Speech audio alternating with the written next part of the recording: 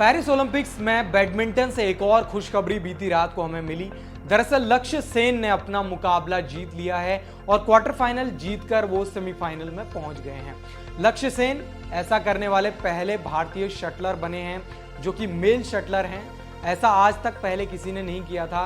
Quarter final तक जरूर shuttlers गए थे, मेल शटलर्स, लेकिन लक्ष्य सेन सेमीफाइनल में पहुंचने वाले पहले मेल शटलर बन गए हैं।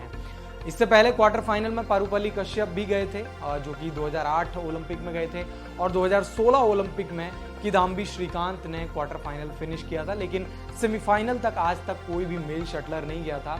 लेकिन लक्ष्य सेन ने कमाल का प्रदर्शन करते हुए सेमीफाइनल में अपनी जगह बना ली है। अब लक्ष्य सेन का ओलंपिक में सफर काफी कमाल का रहा, जिसमें ग्रुप स्टेज से लेकर अभी तक जो सेमीफाइनल तक का उनका सफर है वो काफी मजेदार है। हम आपको इस पूरे वीडियो में हम आपको बताएंगे किस तरीके से लक्ष्य सेन ने क्वार्टर फाइनल तक का अभी तक का सफर पूरा किया है और अब सेमीफाइनल में किससे भिड़ंत होगी, इस सब के बारे में हम आपको इस वीडियो में विस्तार से बताएंगे। सबसे पहले लक्ष्य सेन की बात करें तो लक्ष्य सेन अल्मोड़ा के एक गांव से आते हैं, जहां से उन्होंने बैडमिंटन का सपना लेकर पूरा एक सपना देखा था और वहां से उन्होंने बेंगलोर में एकेडमी ज्वाइन की और विमल कुमार की उस एकेडमी में उनका नरिश वहां पर हुए वो, और वहां से फिर उन्होंने एक पीछे मुड़कर देखा नहीं कभी भी और काफ़ी कमाल का उन्होंने प्रदर्शन किया आने वाले वक्त में, जिसमें 2022 में थॉमस कप जीत है उनके नाम।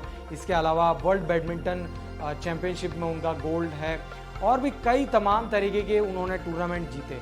अब इसके बाद लक्ष्य सेन यहाँ पर अब जो है वो यहाँ पर आते हैं और ओलंपिक में एक सपना लेकर आते हैं। कोई भी उनको काउंट नहीं कर रहा था कि वो मेडल जीतेंगे, लेकिन उसके बाद लक्ष्य सेन ने वहां पर दिखाया कि वो भी यहाँ पर मेडल जीत सकते हैं।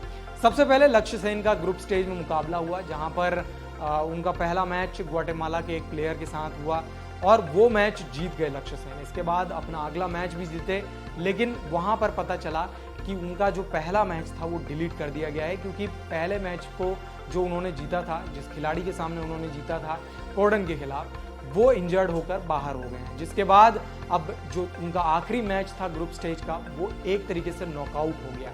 यानी उस मैच में अगर वो जीतते तो फिर आगे पहुंचते और अगर हार जाते तो वहां से बाहर हो जाते। ऐसे में वो जो मैच था उनका वो जोनाथन क्रिस्टी के खिलाफ था, जो कि वर्ल्ड रैंक 3 प्लेयर हैं और ऑल इंग्लैंड चैंपियनशिप में हमने इसी साल देखा था कि उन्होंने लक्ष्य सेन को हराया था।